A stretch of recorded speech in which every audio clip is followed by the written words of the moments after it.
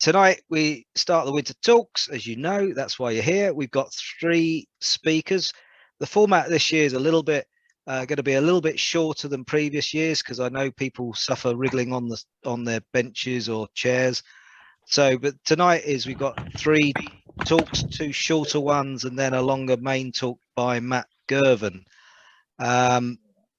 Sean, I think we are recording, aren't we? Thumbs up. Yeah. And so I'd like to introduce, first of all, Peter Mordaunt, who is one of the club members. He's going to explain himself, and then we'll have Nikki Dunn, got to get the right Nikki, is going to do a talk. She's the club secretary and also a doctor. So there's slightly different subjects, health related. And then Matt's going to talk about a big adventure with Graham Nash, doing a bit of an intro. So we'll have a quick break between to run off to have a pee and whatever you need to do. And then we'll have 2 halves. So if you're ready, Peter, we'll hand over to you. Okay, thank you. Everybody hear me okay? Excellent.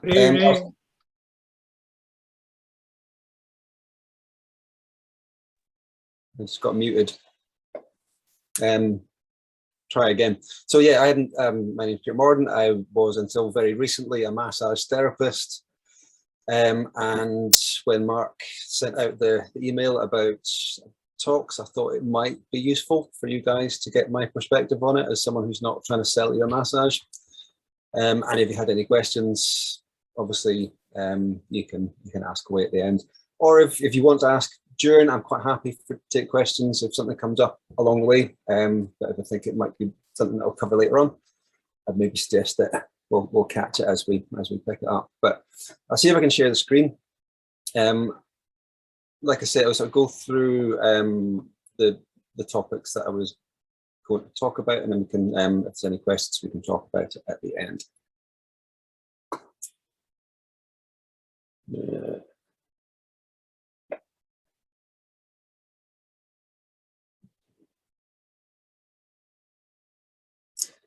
Okay, can you all see that okay?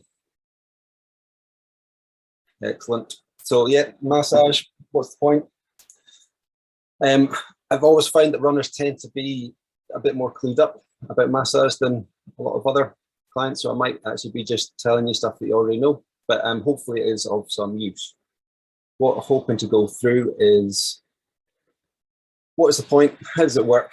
Where should I go, and when should I get it? And hopefully that will cover all the things you ever want to know about massage.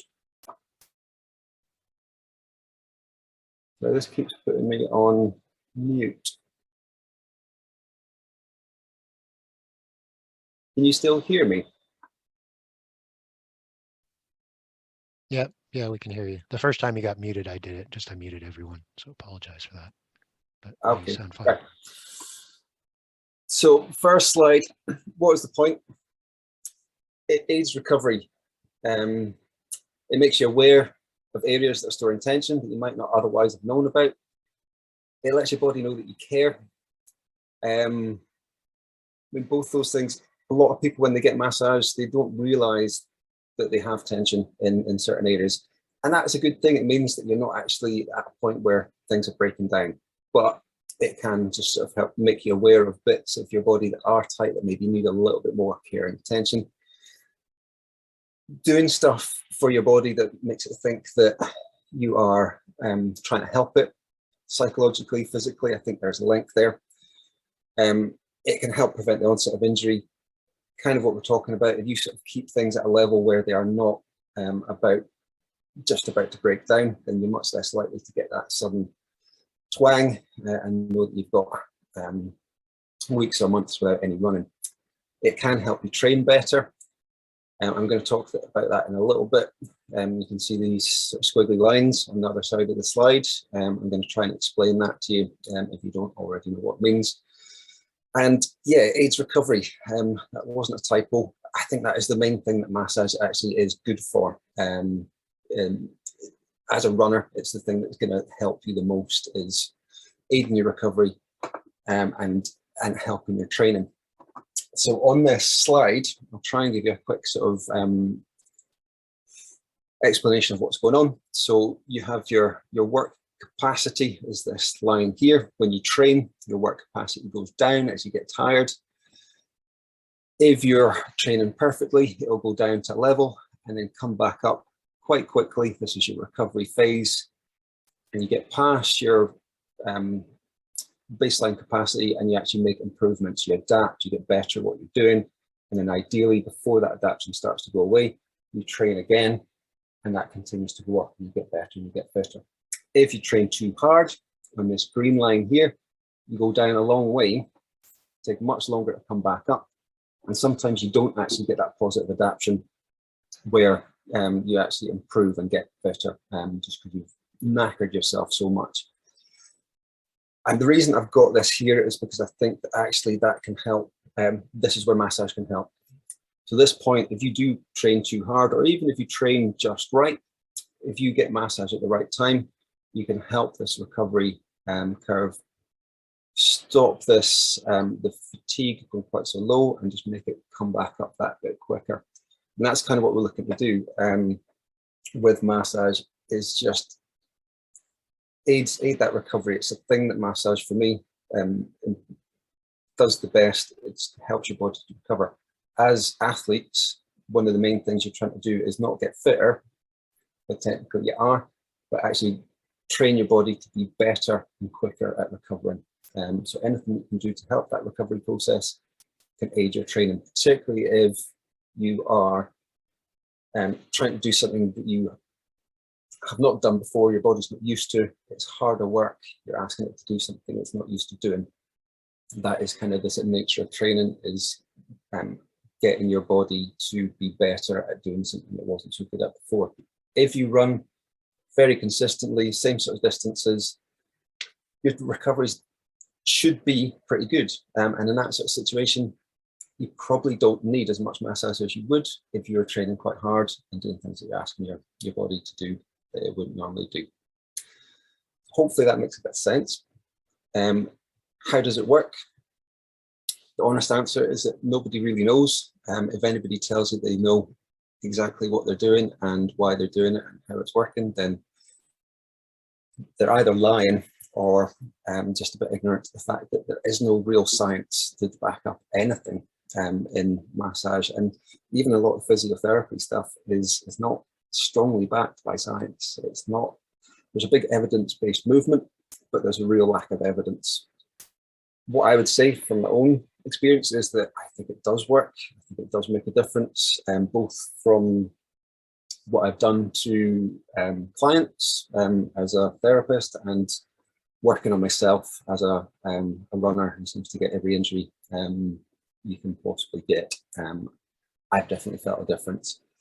How do I think it works? I think one of the main things it does, it homogenizes tissue feel. When I work on people, the main thing that I'm looking for is this feeling that tissue doesn't move, it's stiff, it's stuck. As you work on it and it gets warmed up and softens, you can work a lot of that stuckness out. My feeling is that if you are running, in particular, you want all those tissues to be nice and springy and bouncy. This idea that you get that elastic recoil back. If you're bouncy and springy, that helps aid your running. If things are stuck and tight, every time you try and lengthen that tissue, you're fighting against that stuck tissue that stops that stretch. So you have to work harder to make that happen. Getting that tissue to feel nice and soft like that, in theory, helps blood and lymph flow. If blood and lymph can get into the tissue, then that should mean that it can do its job better. Nourish the tissue and help it to recover and function. It desensitizes tight tissue, and there's no doubt about it. Overstimulation of tight, sensitive tissue. When tissue is tight, it tends to be sensitive. You're often not aware of it. So I was talking about before, is that quite often working on people, I had no idea that bit was sore, but it can sometimes be very, very sore. And even if you're not aware of it consciously, your body will be aware of it. When you run, in particular, it won't move as freely. It won't move quite as well as it would do if that area wasn't sore. It will be trying to protect it if it's sore. And if you can get rid of those bits, again, it should just help you move a bit freer and be more efficient.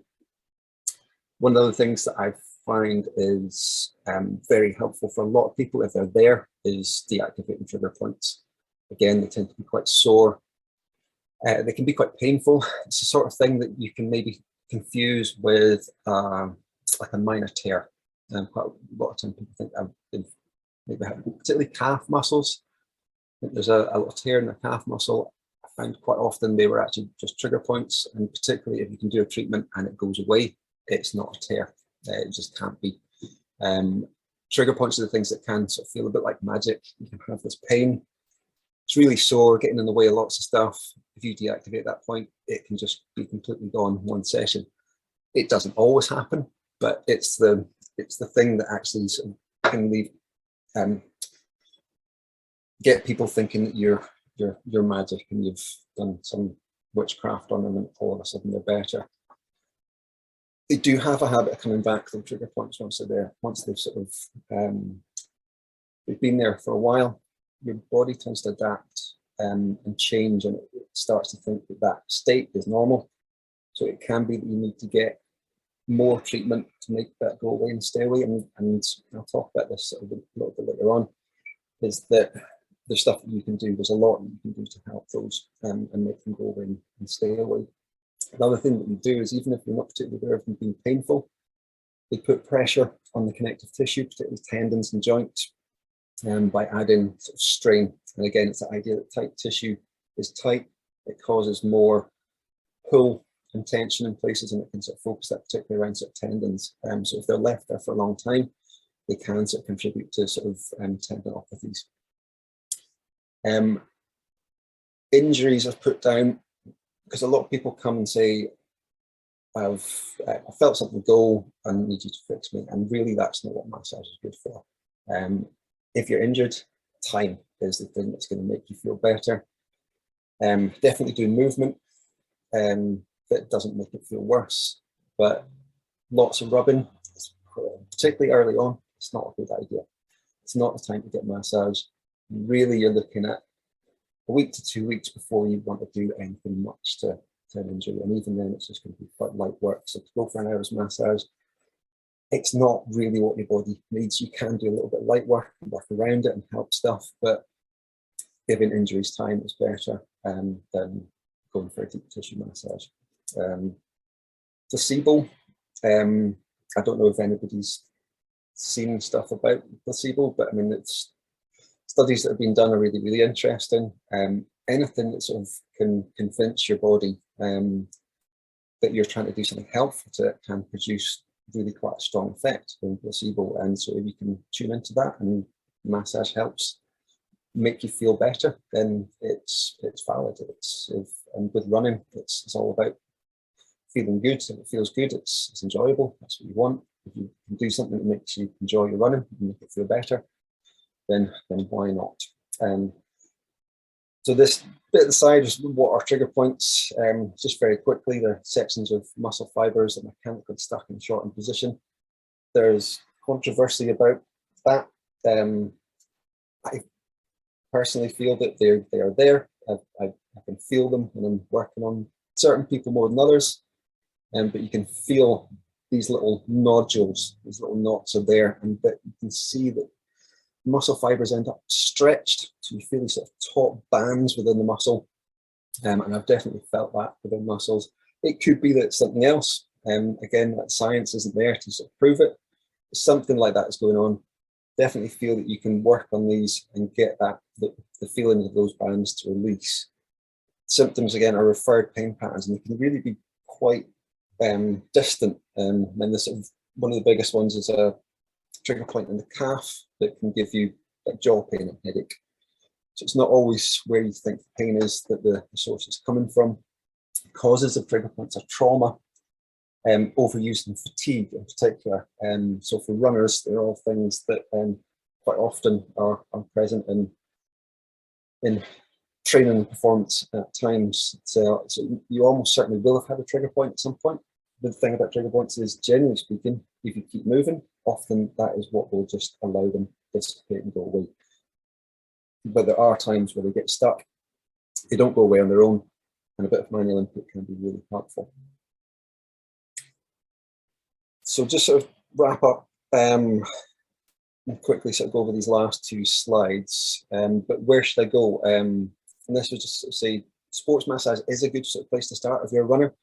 Sports massage therapists should be aware of the fact that you're training or performing and fit what they do to suit your training plan or your performance plan, and not do anything to you that is going to actually hurt you when you don't want to be hurt. What I would say though is that a therapist's skill or passion and the bond that you have with that therapist is probably more important than qualification. It's a very personal thing. Finding the person who's right for you is more important than someone who has all the right qualifications. There are people with good qualifications out there that I don't think are that good. I'm not naming any names, but it's, yeah, if it feels right to you, then that's more important, I think. So get a recommendation, but trust your own judgment, and it's your body, you know best. So, I mean, where to go? Insurance qualifications, does it matter? It can do. If someone hurts you and they're not insured, then you've not really got anywhere to go. It's not regulated. You don't actually have to have insurance to be a massage therapist. So anybody can say they're a massage therapist. If you go to a clinic, they will be required by the clinic to have insurance and qualifications. Then a lot of people who are working from home will have their qualifications and insurance certificates on the wall. If you're not sure, ask them. It's definitely better to get massage from someone who's insured and qualified. So I was going to say about self-treatment. A lot of runners seem to be very aware of foam rolling and using the hard ball and massage guns. They all work, they all help, they all improve your recovery. The main thing I'd say is if you're doing stuff to yourself, it's okay if it feels a bit uncomfortable, but it shouldn't be torture. Lots of people who use foam rollers seem to think they need to actually torture themselves for it to be effective, and you don't. It should be uncomfortable, but by the time you finished it, it should feel nice. And if it doesn't, then one, you're putting yourself off doing it, because if it's torture, you're just going to think, actually, I don't want to torture myself tonight, I might give that a miss. It should feel afterwards that you've done something useful, a bit like a good stretching session. You should just feel nice and lighter and a bit relieved. The same with a hard ball. Hard balls are good for sort of trigger points and getting into bits that you can't fit a foam roller into, and getting a bit deeper. Glutes in particular, really good with a hard ball. The massage guns are good. Again, don't annihilate yourself, start off easy, but they are really good, they're worth doing. Particularly just for regular maintenance and recovery type stuff, just to keep yourself running. It is different from getting someone else to do it. I think sometimes getting someone else to do it is just a nice thing to do, and it's not as hard work. Doing massage to yourself, if you do it right, is hard work. When should I get it? Let's see if we can move some of this out of the way so I can move the slide. So when you're training, you get recovery massage, maintenance massage, deep tissue massage. It's all appropriate. Ideally, you want to do it on a rest day. You want to allow for recovery and give your body a chance to process changes. Particularly if you get deep tissue work done, you should be ready for that to actually be sore, depending on what you're going for. If you've got niggly stuff and things, something that feels tight, chances are you're going to feel a bit sore, and you probably don't want to run for a day or so afterwards. So if that's the case, you need to plan. You don't want to be doing anything hard afterwards. And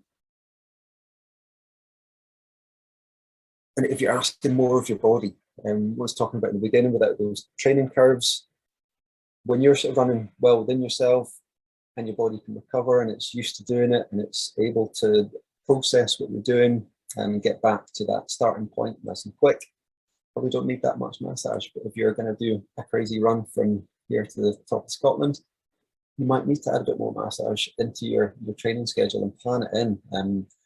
If you're having recovery week, it's a really good time to do some deeper work. But when you're training and you're sort of hard in training, a bit of sort of lighter work just to sort of help things recover. It should make you feel like your legs are a bit lighter and the training's a little bit easier. At the end of the day, everyone's different. And if you go and get massage and you don't feel it makes any difference, then maybe there's not that much point. For me, if massage is going to help you, it's pretty obvious. It's a blunt instrument. You should feel a significant difference. When you're performing, I would say limit deep work within 10 days of the event. It's just too risky that if you did something too deep, that you wouldn't fully recover by the time you want to be at your peak performance. So any sort of deep work you want to get done, you'd want to do that sort of well before you're approaching that performance zone. Maintenance and recovery massage is okay. I think I've said some of this already, but deep tissue work, plan for it being sore. The next run should be easy. So a day or so to recover, and then a nice sort of easy like a recovery run, just to sort of tune your body back into what's going on. And if anything doesn't feel right, that you can just sort of bail out of that and just take a little bit more time to recover. Deep tissue work is really good for deep held stubborn tension. I sort of touched on this already, but some niggly pain you can run through, but which wasn't there. That's usually a sort of sign that there's something there, like a trigger point. If when you run, it starts to feel a bit better and it's okay, but then it's sort of sore again afterwards. If it was a strain, it wouldn't get better, it'd usually get worse. And so it's often is just these bits that are stuck. And it's actually your body just feeling that real sort of tug and pull on those tight points. But those are the sort of things that you'd sort of go, right, a bit of deep tissue work on that is worth a try. If in doubt with all the sort of injury stuff, I'd always say, if you want a diagnosis, go into the physio. If you see a good physio, then they're likely to sort of tell you if they think that massage would be helpful, and you can sort of take that from there. Massage therapists can't diagnose you, but if you sort of, like I said, if you feel it's like that niggling pain you can run through, but yours wasn't there, and that's usually a good sort of sign that a bit of deep tissue massage might be worth trying. Thank you for listening. If you've got any questions, feel free to ask away.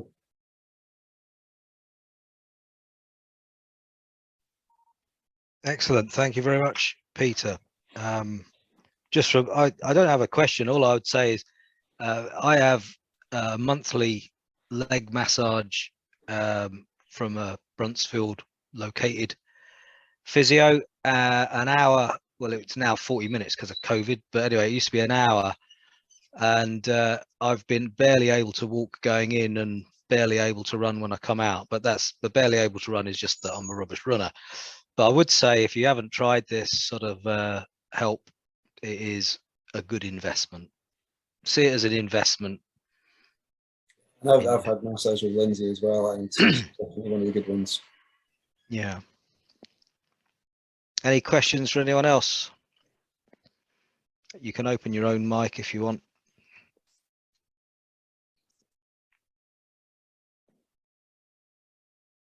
Okay, thank you.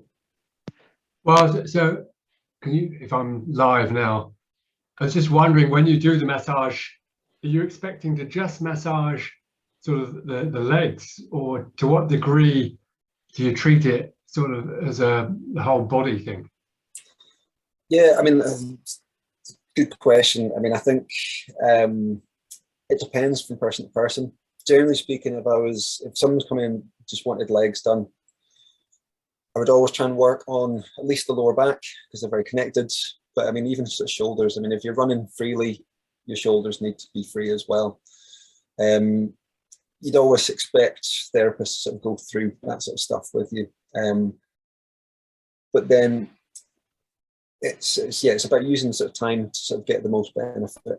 If legs are the thing that you feel really needs to work, I would tend to focus on that and maybe just do a little bit on the back, see how it feels.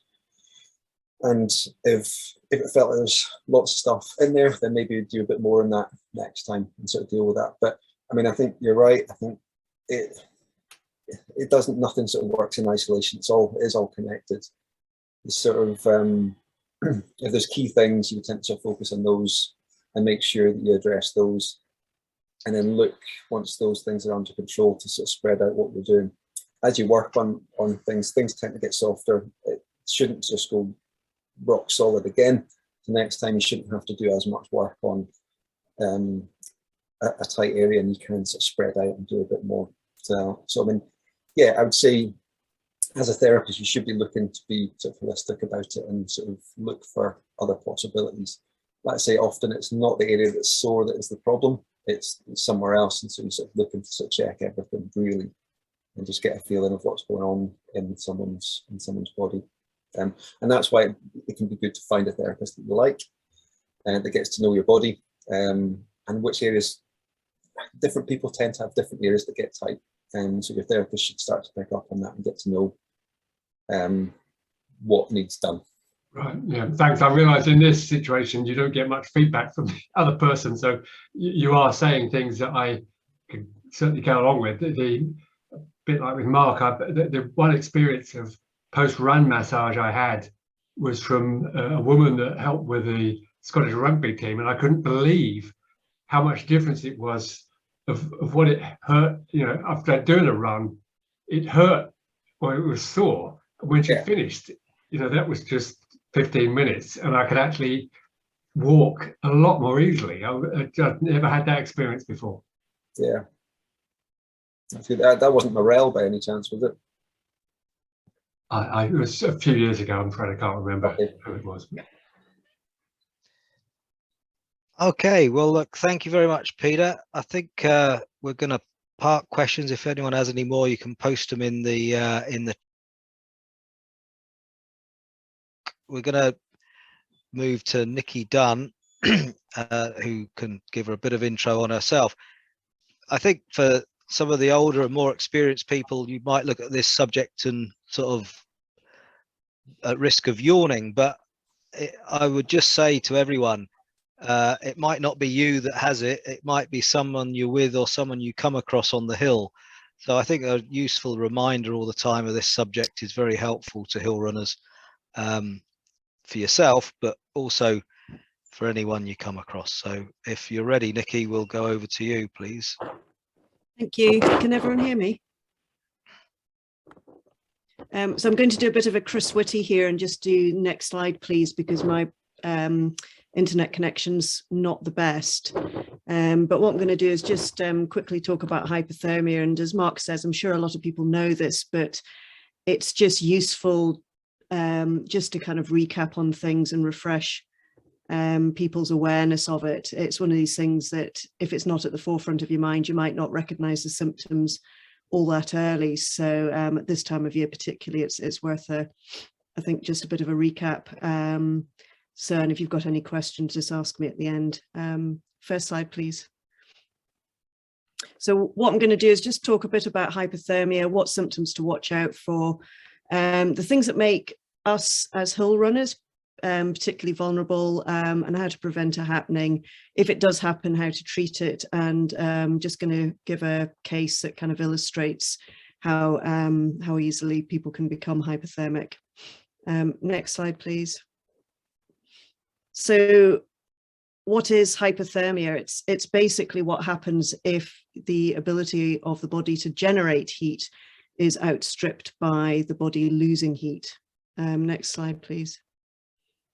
So your normal core body temperature is 37 degrees, and hypothermia starts when your core body temperature is 35 degrees or less. So you have to lose 2 degrees of core body temperature before you're even classified as having hypothermia. So that's 2 degrees that you'd have to make back up to become normal. And most of your body heat you lose by conduction. So it's always worth remembering that water conducts heat up to 30 times faster than air. So if you're wet, you're going to lose heat much, much faster than if you're dry. So your body temperature is controlled by a part of your brain called the hypothalamus. So anything that affects, particularly that part of your brain, but anything that affects your brain is going to affect the ability of your body to regulate heat. So the one thing that can really affect that is alcohol. but also aging. The older your brain gets, the less able it is to regulate your temperature. Slide, please.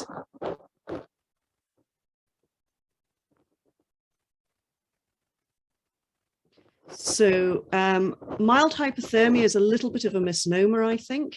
So mild hypothermia is a core body temperature between 32 and 35 degrees. And actually that is pretty seriously cold. So if your core body temperature is that cold, it's going to take you quite a long time to warm back up again. And you might not actually be able to warm back up without external help. And if the circumstances that are leading to your core body temperature dropping carry on, you're going to die.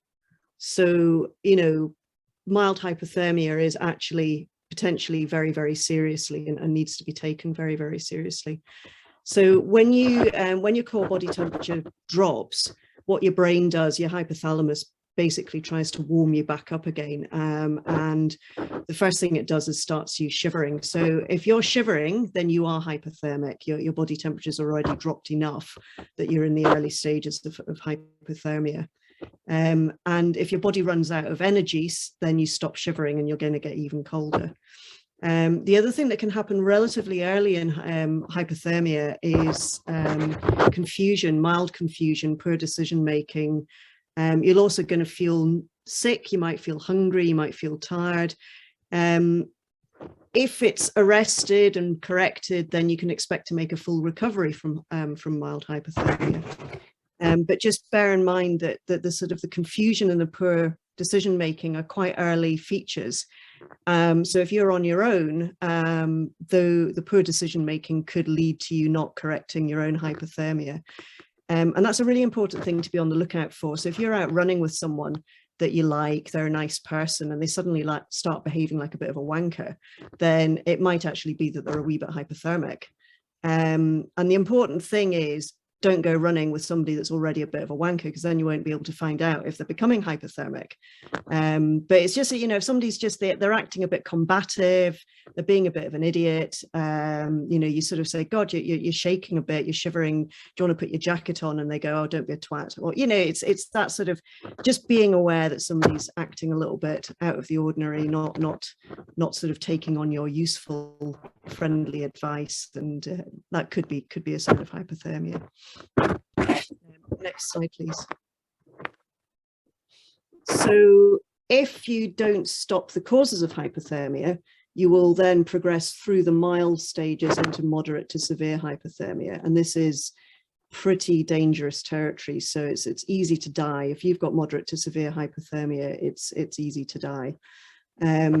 Once you get your core body temperature, if it goes under 32 degrees, your brain stops working properly. Your hypothalamus is no longer trying to get you back up to a normal temperature. It's basically not working anymore. So you stop shivering, and you'll become progressively more and more confused, and your conscious level is going to fall. Your breathing rate, your heart rate's all going to slow down. And then you get this thing called paradoxical undressing, which can happen if you've ever watched the film Everest. One of the characters kind of rips off his clothes and then falls off the mountain quite dramatically. But people in this stage of hypothermia can actually feel very hot and start taking their clothes off. And that can be quite difficult to deal with. The other thing to mention is once your body temperature gets this low, then your heart becomes very susceptible to abnormal rhythms, so arrhythmias. And if your heart isn't beating properly, then it's not working properly and you're going to die. And so anyone who's hypothermic, if you move them suddenly, if there any sort of jerky movement, can actually start their heart in an irregular rhythm and give them an arrhythmia. So you need to be very, very careful how you handle people who are particularly in this sort of moderate to severe hypothermia bit. Just because you could, you know, the heart rate might be beating quite slowly and then you joggle them and it just stops. Once somebody's core temperature is below 28 degrees, they're usually unresponsive. And yes, obviously, if they get colder, they become dead. the thing to remember with hypothermia is that sometimes people look dead and they're not. Their heart rate is actually very, very slow. Their breathing rate is very, very slow. And there are always cases where people have like been discovered, to all intents and purposes, dead and then resuscitated. So, you know, it's always worth trying to save someone, even if you think they might be dead. And there's doctors have this old saying that you're not dead until you're warm and dead. So you warm someone up and they're dead, and you think, right, they are genuinely dead. And you also use hypothermia is used in medical settings. So, you know, if somebody's having heart surgery, sometimes they are deliberately cooled to protect the brain from lack of oxygen. So it can be something that the coolness of the brain helps brain function in these kind of cases. Next slide, please. So as hill runners, I think we are particularly vulnerable to hypothermia. Main thing is that running generates a lot of heat. So when you're out running, you are becoming, you know, what we call exothermic. You're producing lots of heat. You feel warm. You're probably not wearing very many clothes. Runners as a breed, and I don't include myself in this, unfortunately, is they don't have an awful lot of subcutaneous fat. So a lot of runners are pretty skinny. So again, they've just not got any kind of nice insulating blubbery layer that your average Scottish person might have. And that means that they lose heat more quickly.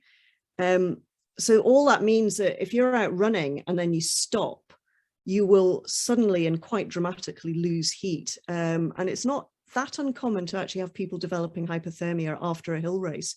So they you know, they do their race, they become very hot, they stop, they don't put the clothes on, they have a chat with their mates, they watch their friends coming in, and then the next thing you know, they've got rip-roaring hypothermia because they're still in their shorts and vest.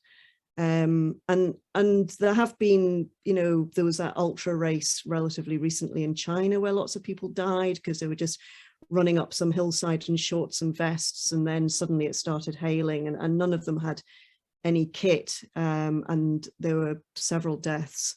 So I think the important thing with us is to always have it in the back of our minds that we are potentially quite vulnerable to hypothermia, and just always thinking ahead of what would I do if I sprained my ankle or if I broke my ankle and I had to stop. So next slide, please.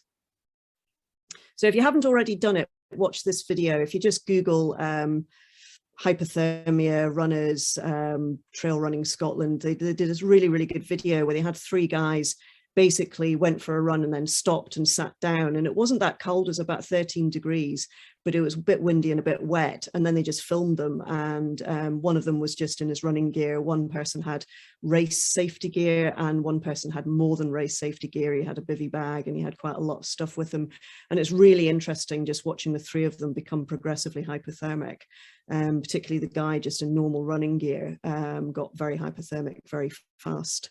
It was quite ballsy of them to do it, actually. So next slide, please. So prevention is always better. So as I said, if you're hypothermic, you've already lost that 2 degrees of core body temperature. You're already on that slippery slope to death. So better not to die, better just always thinking ahead.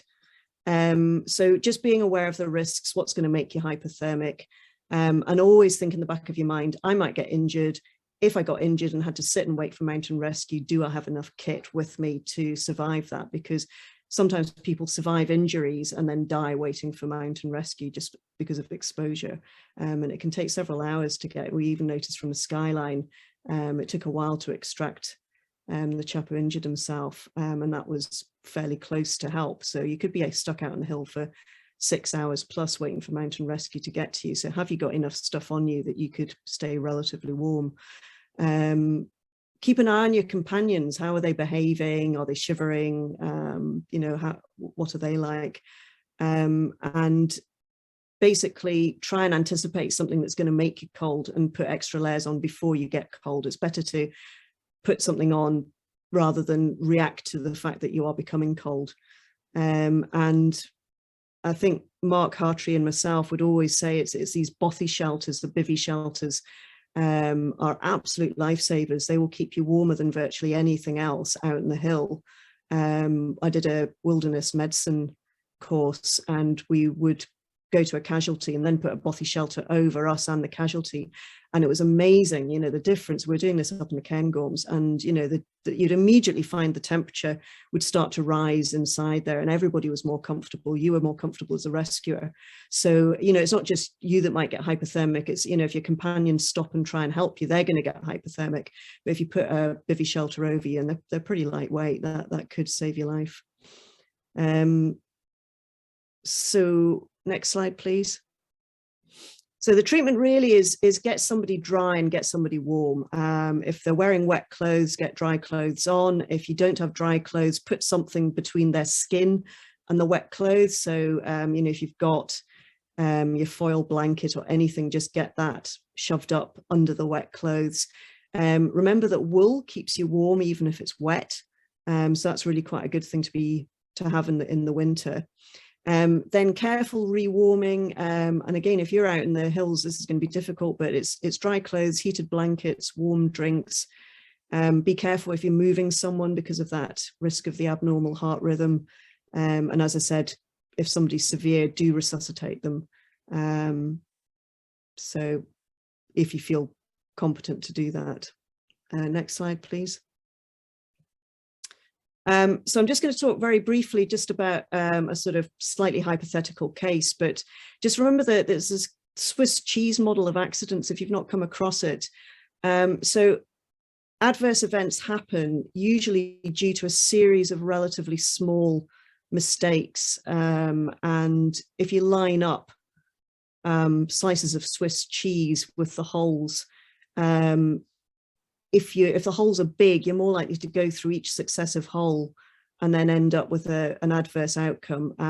And you really want, the barriers are the cheese slices. You want to keep your holes as minimal as possible.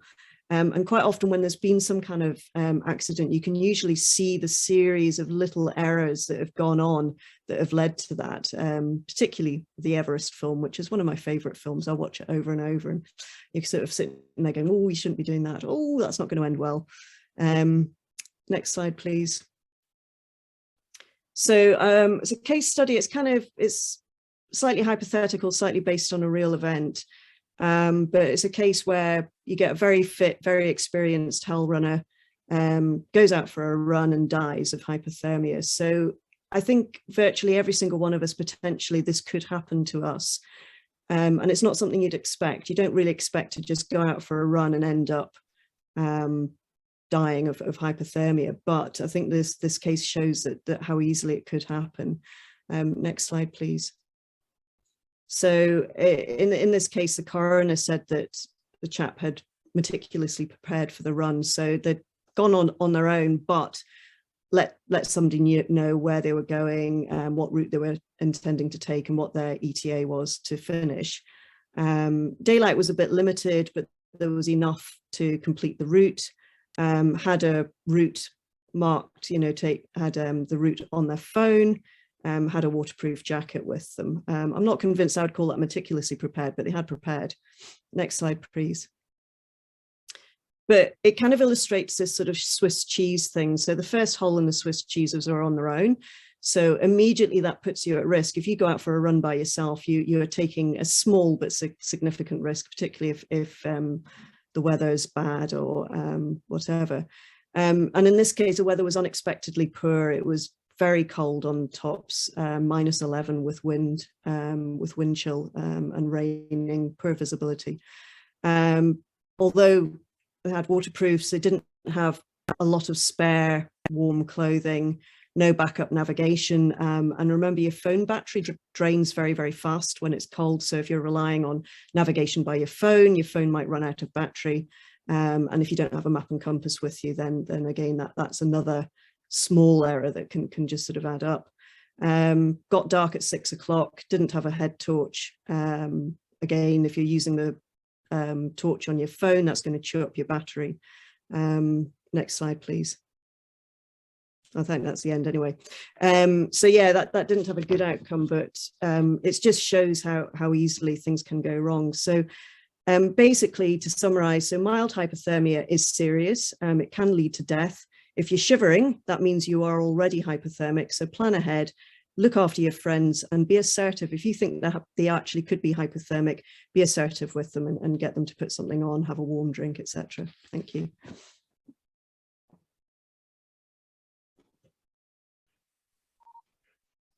That's excellent, Nikki. Thanks very much. I did just put a thing in the chat window, which I'll not read out, but you can read the chat. I have a total fear as the president that of incidents happening. So I'd just simply ask everyone on the call, just stick an extra blooming top or an extra jacket in your bag. You might need it, might not need it, I might. And the other thing to bear in mind is that in the event you came across someone, it could be in the Pentland, someone just slips on the bit of ice and cracks themselves, and you decide to stop and help. Well, you might be there for some time. And if you have no clothes to put on, you might become a casualty as well very, very quickly, despite wanting to do a good deed to a member of the public. So there you go. Thanks, Nikki. Any other questions?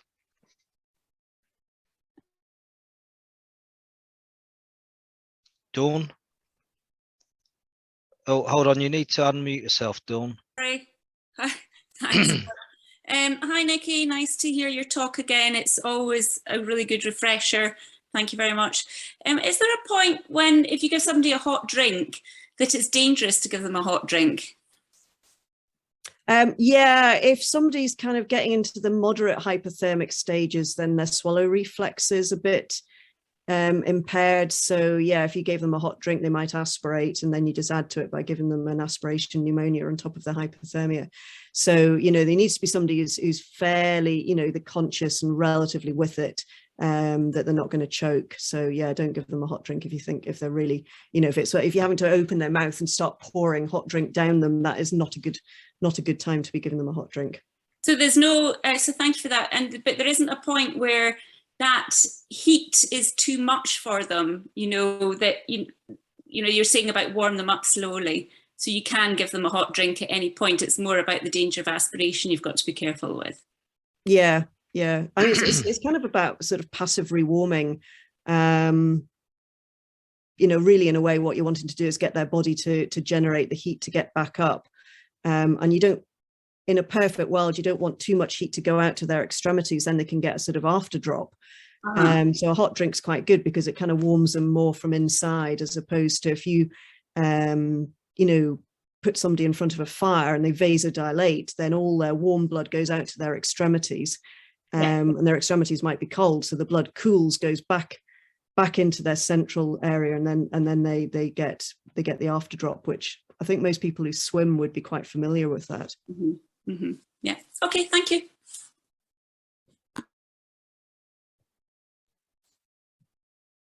Nikki, yeah, very interesting stuff.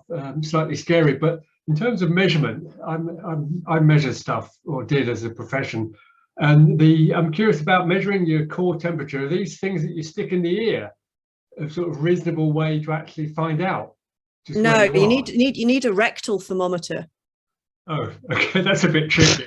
Which we don't use. So when I did my wilderness medicine course, we decided that the mountain rescue have decided that rectal thermometers are a step too far. So what they do is they actually get a probe, a refrigerator probe, and stick it under your armpit, and then they'll basically lop a couple of degrees off the reading, because they'll assume that the reading is slightly what they usually reckon it's slightly cold. No, they'll add a little bit on. What they'll reckon is that your armpit's probably slightly colder than your core. So if it measures 32 degrees in the armpit, they'll say, well, your core temperature is probably about 34. But it's not really about the actual measurement so much as it is about the symptoms. But what they often want to do is try and differentiate whether you're hypothermic or there's another cause for the confusion, so whether you're hypoglycemic or something like that. So yeah, they'll just measure the armpit temperature, and if that's low, then they'll assume that it's hypothermia rather than something else. But yeah, the actual core temperature from the scientific studies is done by a rectal probe. Bet you wanted to know that, eh? Okay, I'll possibly skip that. think Alex has a question. Hi, Peter. It's really a comment or a personal experience I had. When I was into triathlon, my swimming was my worst event. I was hopeless at swimming, always last out of the water. And there was an event which the swimming was at Hamilton, the water park at Hamilton by the side of the motorway there. And the swim, I think it was about a mile or a mile and a half in there. And even with a wetsuit, a sort of shorty wetsuit, I was very late getting out of the water. And as I went, the changing room was in a big hangar. And I went into this hangar and everybody was shouting in Russian. And I couldn't understand this. I thought, that's very strange. Why are people shouting in Russian? This is ridiculous. Never mind, I'll get changed, get on the bike, I'll be okay. So I took my gear off, and then in those days, you used to change out of your running gear, out of your swimming gear, into your cycle gear, and then change again. There wasn't one suit. So I was changing into the cycling gear, and for some reason, I couldn't get my foot in the sock. My sock kept missing my foot. And I thought, what's going on here?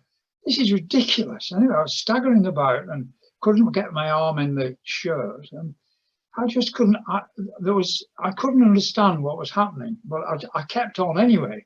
I didn't draw the conclusion because I hadn't at that point heard about hypothermia or had a talk like Nicola's just given us.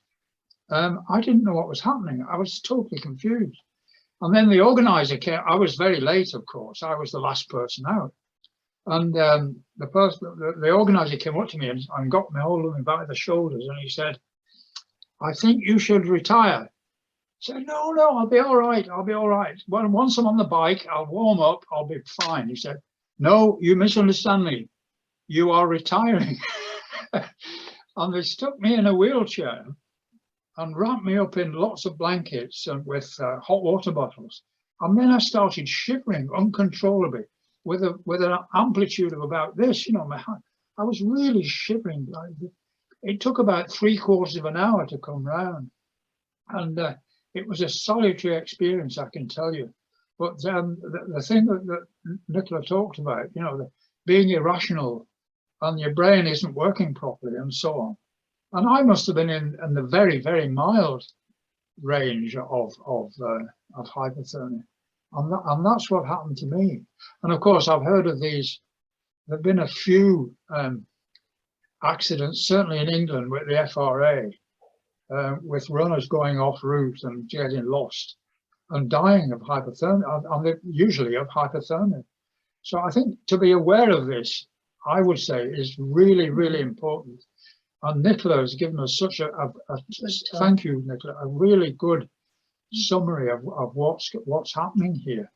And but the thing is, it's difficult for you to recognize it happening to yourself. Would you agree, Nicola? It's not something that's happening to you. You think you'd be so cold, you think, oh, I might get hypothermia, but the brain doesn't work like that. Sorry, I've got a bit of paradoxical undressing going on here. Yeah, I think that's absolutely right. I think it's, if you're going out by yourself, then you will be more at risk. It's certain, because once you start to become irrational, there's nobody there to tell you you're becoming irrational. So it's always that thing of thinking ahead of, could this make me cold? Oh, actually, I've got a bit lost and I've stopped to look at my map. Better put my coat on. That kind of thing of trying to prevent yourself becoming hypothermic. Well, thank you very much. I think we're going to stop the questions there, but I genuinely hope everyone takes something away from this. It's most accidents on the hill, you don't know how cold someone was before the accident. And quite often the accident is because their decision making became poor, or they tripped and stumbled because they weren't quite with it, and that then leads on to other problems. So thanks for that. I'd suggest we take it's 9 o'clock. If we take a So our next talk is from Matt Girvan, who I think is one of Carnethy's newest members. So any new members out there, please don't feel as though you've got to wait to be an old member to get involved. Just put your hand up. And Matt's going to talk about his record-breaking run on the Scottish National Trail. Now, I first came aware of the Scottish National Trail back in 2012 when Cameron McNeish sort of broached it as an idea to come up with a world-beating trail through Scotland that thousands of people would do every year, and it'd be a big boost to the local economies and put Scotland on the map. And I was quite excited about it. Cameron bizarrely persuaded Gore, who manufacture the Gore-Tex fabrics out in Livingston, to stump up a not unsubstantial amount of cash to fund this. And as time went on, Gore got a bit funny as to when was this trail going to be launched. And as I think you'll probably get from Matt's talk later on, the trail isn't perfect. And I think Cameron kind of hit a deadline and decided to very quickly put together this trail. And so what it ends up is it's bits of all our main trails throughout Scotland, which is great. But some of the linking is very dubious, to say the least. And I think that's one of the things that makes it one of the most challenging trails that I've certainly done. So Cameron McNeish eventually published a book called, I think, Scotland End to End. I remember buying that and it being possibly the most disappointing book I've ever purchased. Instead of it being a guide to the trail, it was more a rant about his political beliefs, and it didn't give very much information at all. However, he did state that the trail would be 470 miles, which is on the starting plaque at Kirkyetum and the finishing plaque up at Cape Wrath. And it wasn't until Walk Highlands kind of pieced together his ramblings that they came up with a route. I think it was maybe 2013, 2014. And when they measured it out, it was actually over 540 miles, substantially different from McNeish's original, which does make me think that he sat in his armchair and drew out the route from various maps and bits and pieces rather than actually walking the thing himself. So I did it back in 2015, and it took me 17 days with a lot of support from my family and Matt Davis in the end, who came up for the final 3 days and basically dragged me to the finish. And for me, it was a really, really tough experience. A lot of things went wrong, including the weather. And always thought that 17 days was easily beatable, but as time went on, no one seemed to go up and do it. And I think that's testament to that the trail isn't perfect, because so few people do it every year. I reckon there's only a handful of people that actually bother to complete the whole thing in a year, which is sad, because I think Scotland could do with a trail that does attract thousands of people across the length of it. So I kind of forgotten about it. And then in August 2020, I got this random email from this guy called Matt Girvan. Never heard of him. And he'd picked up, I think on the Carnethy website, that I'd done this back in 2015, was linked to information. So we did what most sensible people do right at the end of lockdown. We went to a pub, had a few beers, and I gave him my worldly wisdom and told him what not to do and make sure he didn't make the same mistakes I did. But he was doing it in a much more pure fashion than I did. Matt was going to backpack it, carrying all his own gear, and he wasn't going to accept any help along the way. Even though the route touches Edinburgh, close to where he lives, he didn't go back to his flat.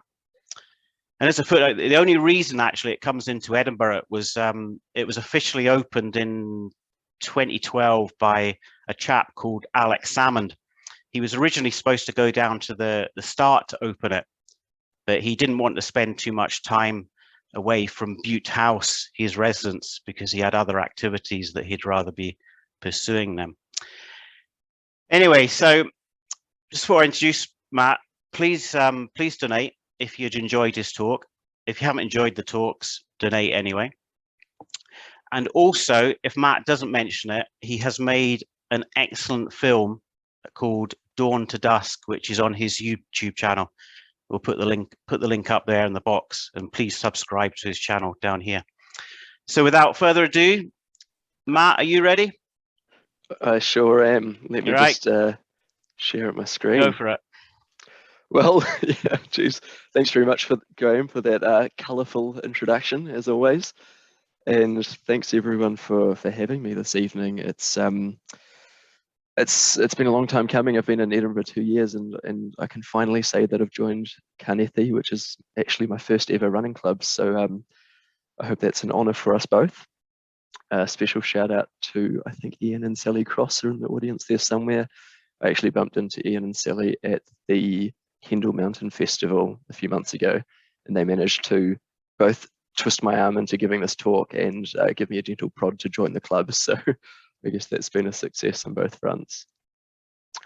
Just give me a thumbs up if you can see my screen, okay? Brilliant. So yeah, this is 10 things that I learned by running the length of Scotland. It's going to be a fairly long rambling chat. There'll be plenty of time for questions at the end, hopefully. I've sort of picked out a few key lessons that should be interesting or relevant, whether you're into running, long distance running, or they're probably good bit of life advice as well. So without further ado, I'll crack into that.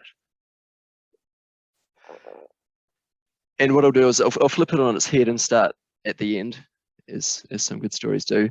This is the Cape Wrath Lighthouse. Probably not many of you have been up there. I know that Graham has, of course. I'm not sure whether he remembers much of it. But this lighthouse sort of became such an interesting beacon and symbol of my 2020. It was the finish point of the trail, of course, and an idea that I had very early in 2020 before lockdown, and it was something that just sort of like was a far off idea that started as something crazy and slowly became more and more interesting and achievable, and it was just quite an interesting focal point for my year.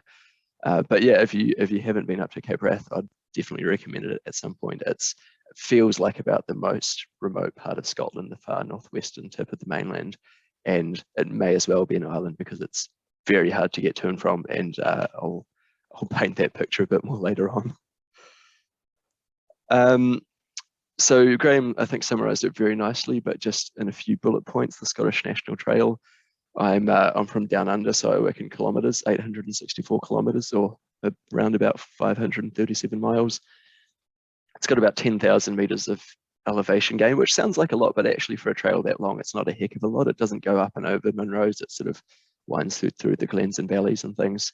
But most people take somewhere between 35 and 45 days to hike it. And as Graham said, not that many people actually have or do walk it in one continuous bash. And I did that in just under 14 days, September last year, which took an average of 62 Ks or 39 miles per day and about 13 to 19 hours of walking / running / hobbling per day. But unlike races and things, these big adventures, there's obviously quite a bit of a build-up training, decision-making that goes into it. So I'm going to take it right back to square one and sort of try to paint a picture of how I got to this crazy idea. So for now, back to the start. Who am I? Yep, I'm Matt Girvan. I'm 30. I'm a mechanical engineer at Scottish Water, so I'm doing my time in Scotland properly. And I'm a runner, among many other things. I'm a bit of a hobbyist photographer, filmmaker. I like to rock climb, I like to ski, I like to do a lot of things very averagely.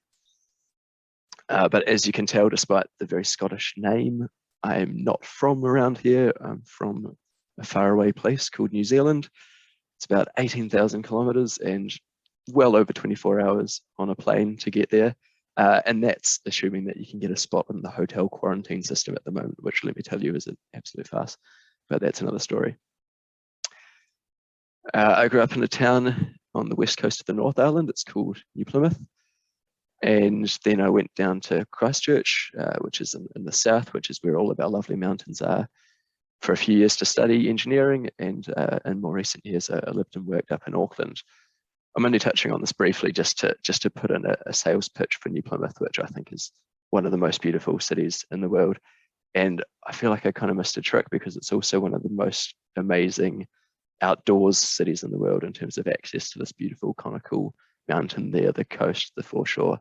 And I'm only highlighting that to say that I wasn't one of those kids who grew up in the outdoors. My family wasn't particularly outdoorsy. I grew up doing other strange and exciting things. The top photo there, I was into unicycling with my brother as a teenager, played in a brass band, among other things. And as you'll pick up later, I did a bit of filmmaking. I dabbled in sports. I played field hockey, inline hockey, a little bit of football, but I never thought of myself as a runner, never thought of myself as sporty. I just kind of did it for a bit of fun. It seemed like a virtuous thing to do.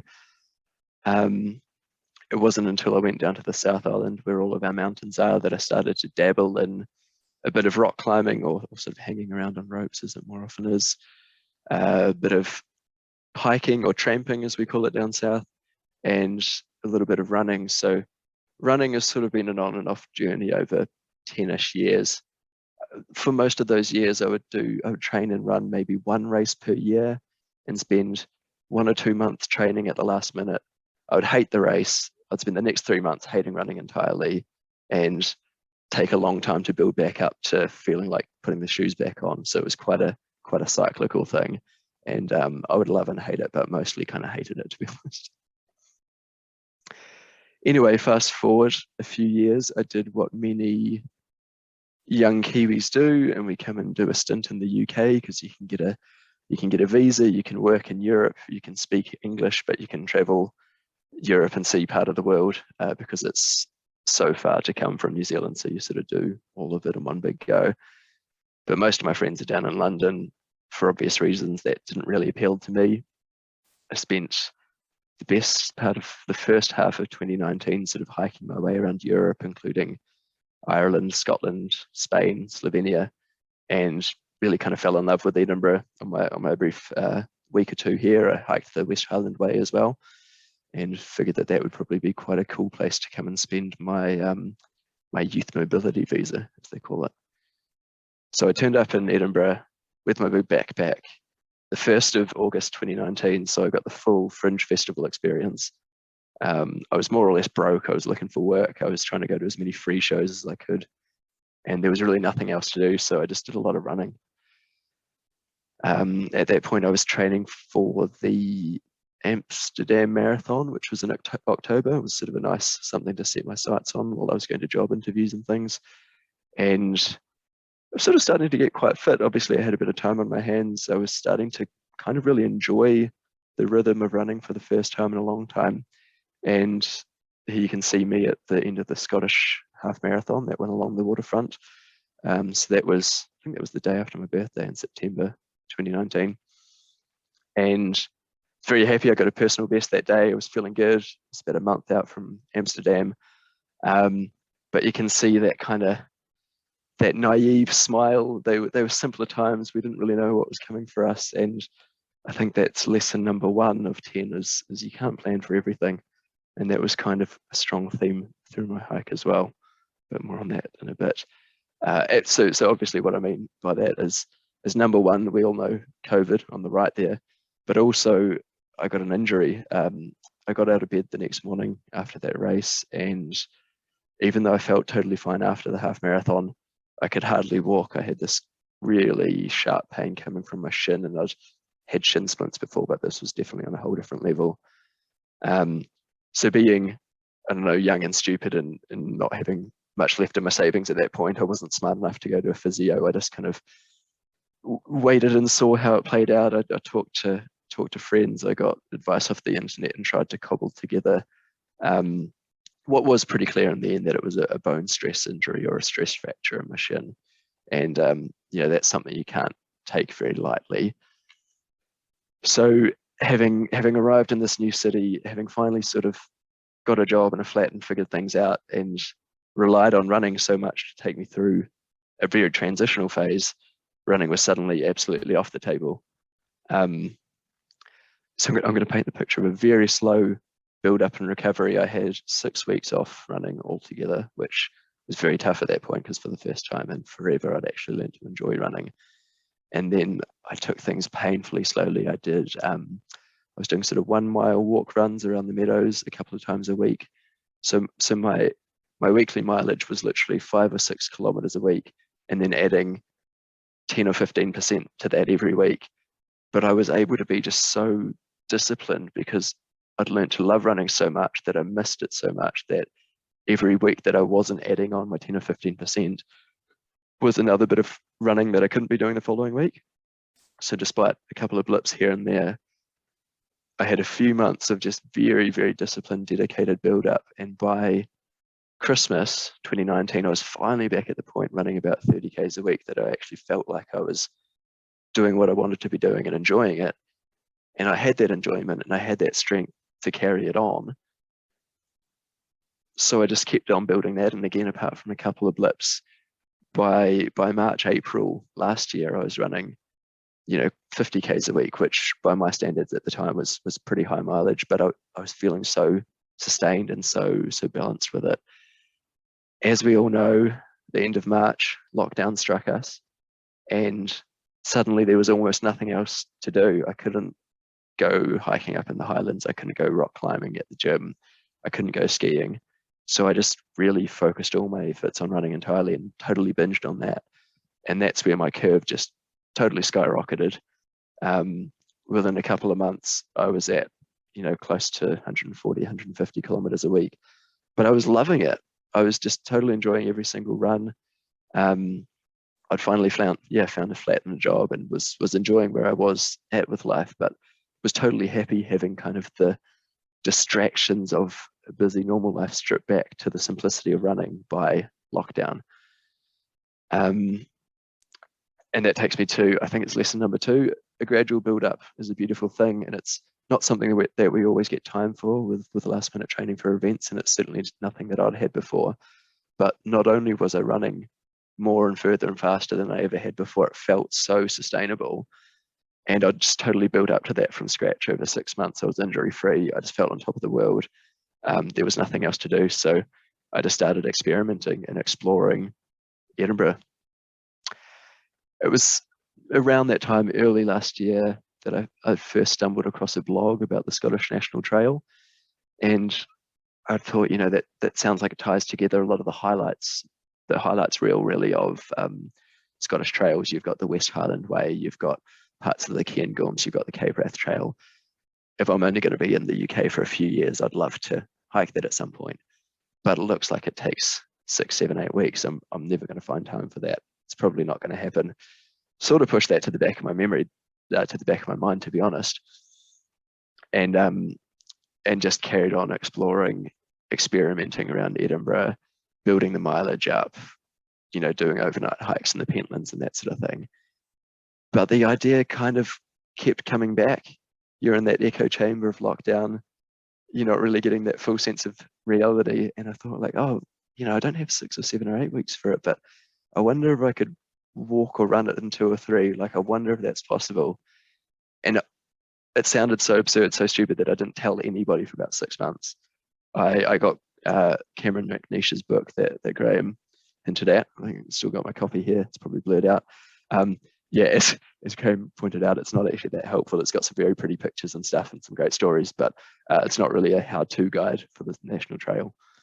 But I sort of started to explore what kind of gear I thought I might need, the sort of conditions I'd be walking it in. So obviously carrying a weighted backpack, camping out, what sort of nutrition I might be able to work with just from simple supermarket food and the like. And just to highlight the sort of experimentation I was doing around Edinburgh. Oh no, hang on, I've got lesson number 3 first of all. Let's jump to that. So you'll enjoy what you get at, and you'll be good at what you enjoy. And for such a long time, I'd told myself that I wasn't a good runner. I wasn't as fast as my mates who didn't train nearly as much. And I couldn't sprint. I couldn't do the stuff that I thought a runner should be able to do. But I was enjoying it, and I was enjoying going slow and steady and just doing longer and longer days And you have that snowball effect of enjoying something because you're good at it, and you're good at it because you enjoy it, and it does just build on itself. So yeah, probably the pinnacle of my lockdown stupidity was one particular day I biked out to South Queensferry. It's about I think a 10 or 11 mile bike ride. And with a weighted backpack, I walked the entire way around the Firth of Forth, which I think is a popular cycle route. I would not recommend it for walking or running. That was actually one of the hardest days I've ever done. I was just trying to test and see how far I could go in a day. And yeah, fairly sufficiently proved to myself that that was a bit too far for one day, and was fairly broken by the time I got to South Queensferry and had to get back on my bike and bike up the hill to the meadows again. Sort of brings me on to the next point. So when you're thinking about scheming long endurance events, it's quite hard to have enough data or enough reference points to figure out how long it might take you or how quick you might do it. So if you want to run a half marathon, you might think, okay, I've run, the longest run I've done before is 15 kilometers maybe. I can do it in this time. I can, run 10Ks in this time. I can run 5Ks in this time. And my friend did a half marathon in this time. And you can sort of connect the dots a bit and figure it out. It's kind of like having all the ingredients in your fridge and someone asks you to make an omelette. Maybe it's not going to be beautiful. You might burn the bottom of the omelette a little bit, but you're probably going to figure it out. You'll probably get it done, and you'll finish the omelette. You'll finish the half marathon somewhere close to your target time. You extend that to a marathon or an ultra marathon, and the lines get a little bit more blurry because you're not really going to go out doing 60-kilometer training runs for a 100K race or something. And then you take that a step further. If you're talking about multiple weeks for hundreds and hundreds of kilometers, how do you have a clue what your reference point is? You're just kind of basing it on what other people have done and maybe what you think you can do in a day. Luckily, I did have some long distance hiking data points, some reference points that I could try to sort of piece, connect the dots from. So on my hiking trip around Europe in 2019, I'd done the Camino de Santiago in Spain. So that's just under 800 Ks, much more leisurely pace, about 25 days. Did the 500-kilometer Slovenian mountain trail. If anyone's looking for a trail to run or hike in Europe, that's right up there. It's incredible. Slovenia is such a beautiful country. That was a lot more mountainous and tough. That took me about 26 days. So over those trips, I knew that I could comfortably average about 30 to 40 Ks a day with a backpack, with camping out, with carrying food, that sort of stuff. The longest day that I'd ever done under those, backpack kind of conditions was 50 Ks. And the longest race I'd done was 100 Ks. And I got this idea in my head that I could do the national trail in 2 weeks, simply because that's how much annual leave I thought I could get off without causing too many issues at work. So I kind of reverse engineered it to think, how many Ks would I have to do in a day to make 2 weeks schedule work? It comes out as 57 Ks a day. And I just kind of had to connect the dots and hope that would work, and hope that my experimenting and my training around Edinburgh would sort of would link together to make that work. Now, speaking of 2020 lockdown, people going a bit crazy and things, there was just so much amazing adventure going on last year. Sorry, God, it's the year before last, isn't it? And you're seeing Damien Hall, John Kelly smashing records on the Pennine Way. You've got Beth Pascal smashing the women's Bob Graham record, Sabrina Verjee on the Wainwrights, Kim Collison on the 24-hour Wainwrights record. People were finding ways to get creative and do awesome stuff without races, and that was so inspiring. And it was very easy to get caught up in that sort of stuff. And I found that I had so many cycles of doubt, thinking like, oh, that's awesome. If they can do it, why can't I? I'm sure they'd like to see other people pushing their own limits and coming up with adventures. And then just sitting there thinking, no way can I do 57 kilometers a day. No way can I run the length of Scotland in a couple of weeks. This is ridiculous. And for that reason, I just kept it to myself still. I just kept training, kept experimenting, wondering whether it worked. And I'll just touch briefly on, I guess, I'm sure most of you are familiar with that fastest known time movement. It sort of started that phrase particularly started out of the States, but it's quite deeply entrenched in fell running and hiking in the UK. I guess the equivalent is kind of calling something a speed record. I like the phrase fastest known time because you don't have the person from Guinness World Records standing there with a clipboard at the end of it. No one's shaking your hand, patting you on the back. It's just a collective community bookkeeping exercise to keep track of these records.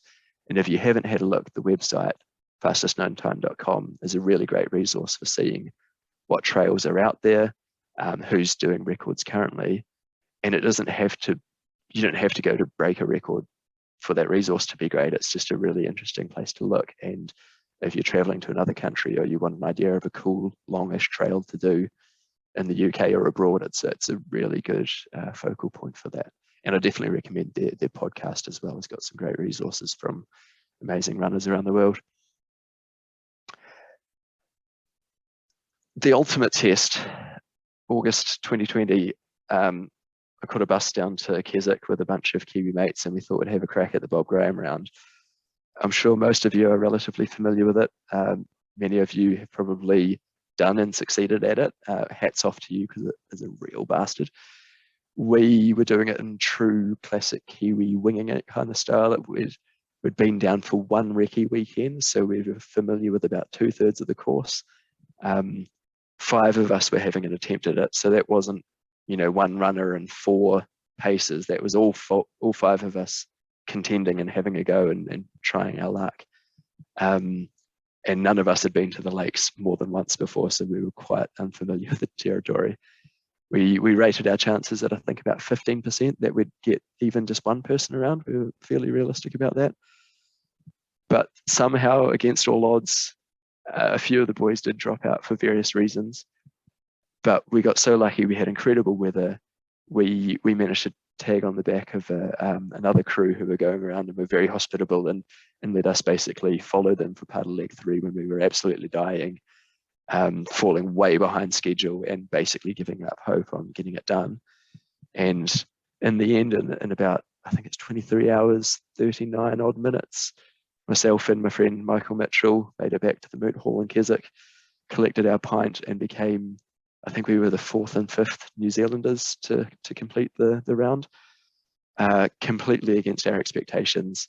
Phenomenal experience. But for better or worse, getting something like that done kind of fills you with a little bit of confidence. And I think that was probably just the nudge that I needed to give my other crazy idea a go. Takes me on to lesson number 4. Most people are brought up well in that they'll say something positive or they'll say nothing at all. And when I finally did start talking about my idea, and it was really only a few weeks out from the trip, I expected people to say, that's ridiculous. No way are you going to get halfway through that. No way at all.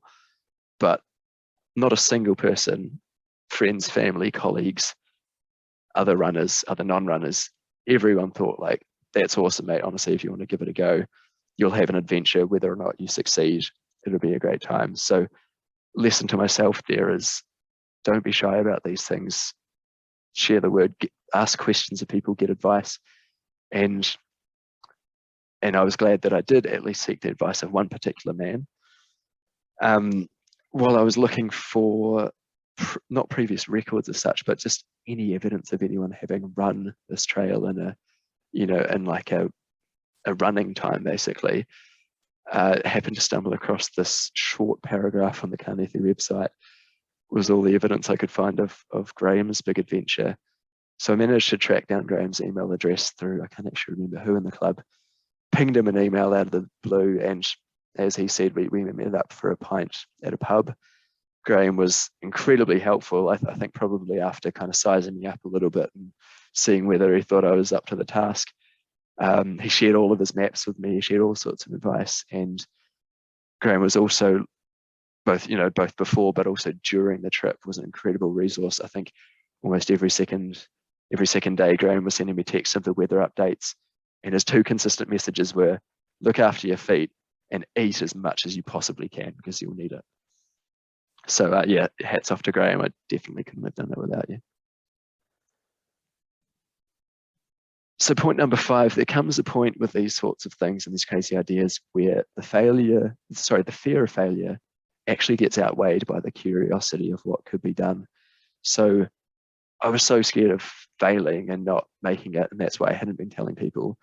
But actually, I'd spent so many months and so many hours thinking about this trip, training for it, that I kind of just had to give it a go, because I didn't really care if I failed at that point. It was going to be more disappointing if I let this idea die out without ever actually giving it a chance, giving it the room to breathe. So that's where you just have to take that leap of faith. So it's clear that after that long-winded story, I finally decided to give the trip a go. So we'll get a little bit into the details, because I know most of you are runners and most of you are details people.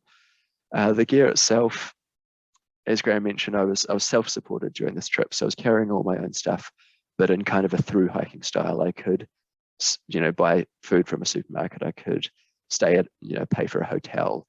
I just couldn't ask for help from friends. I couldn't stay at my own home in Edinburgh, because that would be counted as support. So in this little bag of tricks, I had my tent, I had my sleeping bag.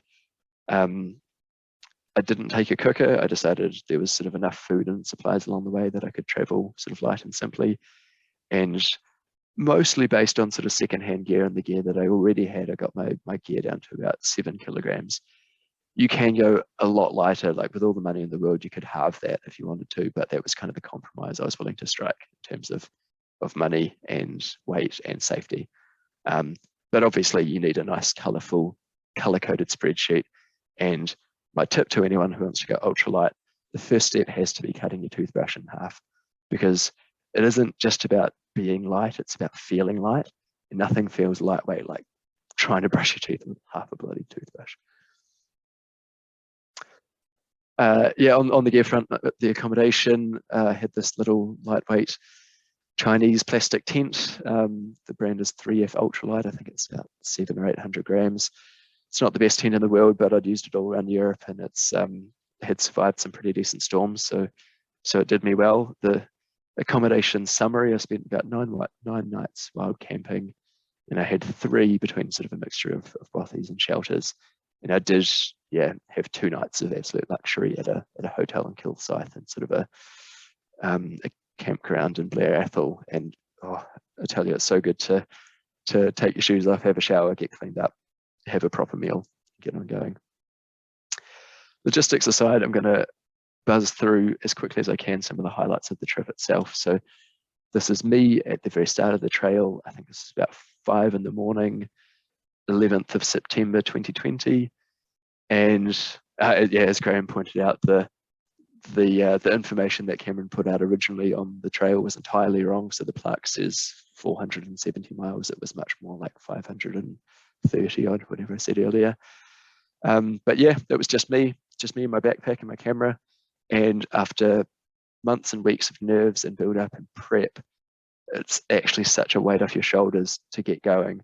I'm sure many of you can relate to that. When you actually start your race or your event, all the worries go to the side and you just focus on doing what it is that you love, running. The first couple of days winds its way through the borders.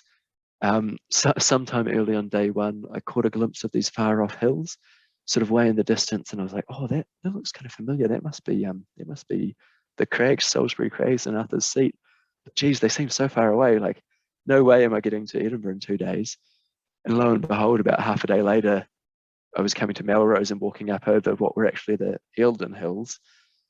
Got there much quicker than I thought, but I was sort of starting to get a sense for lesson number 6, which is that Scotland is really big.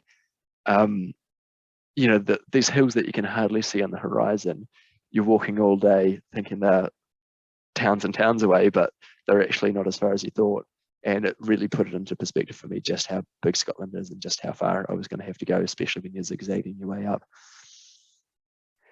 So I zigzagged my way through the borders. I was putting in longer days then, about 68 Ks per day for the first 3, just to get a little ahead of schedule in the kind of easier terrain. As Graham mentioned, I chose not to stay at my own flat in Edinburgh for the sort of self-supported reasons, but also it was a few kilometres detour and you don't want to be adding any extra kilometres on if you can avoid it. So I got to Curry and I pitched my tent on the back lawn of the Scout Hall there. So I hope the scouts didn't mind that. But this was the state of my feet at the end of day 2, 2 days into a 2-week trip, and I've got this gigantic blister on my toe there, the size of almost a second, well, a 6th extra toe. My feet had already swollen about a size or 2 bigger than they normally are, just from the long hours, the pressure, the weight on your feet. And it was rubbing against the front of my shoes, and I was already seriously doubting whether it was going to be possible. But I popped the blister, I got up and kept going the next morning, and I just thought I'd keep trying, keep seeing how it plays out. So tip number 7, be nice to your feet. Get some nice roomy shoes. I normally run in ultras, which have the massive roomy toe boxes. I've made the mistake of taking some sort of funnel-nosed Hokas, which I'll be avoiding like the plague in the future. But yeah, wear comfy shoes, get good quality socks, dry your feet as much as you can, because moisture is very bad in those situations, and stop any rubbing, between the toes. So then I think about a day and a half along the canals, and honestly, you'd think a day and a half on flat, easy terrain would be a reprieve, but I'm sure Graham knows that they're absolute hell, because you've got a hard surface of the canal towpath, you've got that pounding on your feet, you've got no visual stimulus, it's just miles and miles and miles of canal. I did get to see the Falkirk wheel for the first time as an engineer. That was quite exciting. I made it to Kilsyth and treated myself to that hotel room, and just a glimpse of the sort of food I was eating at that point. Anything and everything. That's my dinner that night. I had an entire pizza and a whole big thing of chips and gravy. Graham's advice was just to get as many calories in as you can while your body can handle it, and while you've got lots of shops and things available. Another wee highlight, so on the right there, I had this Spot GPS tracker, and it's a pretty cool part of fastest known time attempts is to kind of have live tracking so people can keep tabs and verify things. But it was also such an amazing way to have friends and family around the world following it, but also complete strangers. So this lady totally surprised me on the streets of Callander. She was standing beside it, what I think was a TV news crew, and I thought maybe the paparazzi was onto me or something, but she was just mulling about in the town where she lived and had heard that this runner was coming through, and had tracked my tracker and offered me a night in her bed and breakfast and to wash my clothes and all this sort of stuff. I was half tempted to take her up on it if it wasn't for that kind of self-supported status and the fact that I had a lot more miles to run that day. But yeah, just absolute highlights when you're doing something solo. Any small human encounter definitely lifts your spirits. Lesson number 8 is sort of paraphrasing something a friend taught me. It gets hard really quickly. Like I was in a lot of pain by day 3 or 4, but it only gets harder quite slowly. So you kind of quite quickly get into a state of pain. But as long as you can kind of accept that, you'll surprise yourself that often it takes a long time to really gradually get worse. I found that with all the ultras that I've done since and the long distance hiking and things, if you can kind of accept and embrace that pain when it comes in, you can kind of eventually channel it out, filter it out, and just focus on the task at hand. That said, I was having nights where I could hardly sleep because my legs were throbbing and aching that much. The last couple of hours of every day were absolute misery. But getting towards days 5 and 6, I was actually starting to kind of bounce back, and the body was adapting to that shock of the first 2 days, and I was actually starting to feel quite strong in the evenings. There was one particular evening just before I got to Cairngorms, and it was the first evening where I actually felt strong, like the sun was setting. It was the time that I'd normally be falling apart, and I thought, like, I can get a good couple more hours and I can get a little bit ahead of schedule. And I was sort of wondering whether I was starting to hallucinate, actually, because I was feeling so good. I was like, either my body's evolving and I'm becoming this animal, or I've totally lost the plot and I'm just numb to the pain. And then in the faint glow of my head torch, I saw this white orb in the distance, and I thought, no, I've totally lost it. I've lost the plot. Ran towards it, and it turned out to be a sheep with all 4 of its legs wedged down a cattle grid. This big hulking brute of a sheep. And not only was it halfway across the cattle grid, it was somehow side on. So it had like run and jumped and turned sideways and got all 4 of its legs down the slots of the cattle grid. So I was relieved for one thing that it wasn't losing the plot, it was just a sheep. But spent a good 5 minutes kind of picking this thing up by its back and wrestling it around, and eventually managed to get it back onto the track and to run off with its pals. So yeah, once again, whether it's human interaction or animals, it's some of those little encounters that can really pick you up. Day 7, I got to the halfway point of the trail. Glenfeshie is the bothy there, and a very charming bothy warden who had heard that I was on the trail and was very surprised to see me quite so quickly. But he was full of congratulations, and I was over the moon to make it there perfectly on schedule, but knowing that I had a lot of the most difficult terrain ahead of me and some not so flash weather rolling in. But for the time being, I was feeling good, and I was getting into uncharted territory, which is always an exciting feeling. A couple of days later, I made it to the Courier Pass, which is coming up and over to the Great Glen.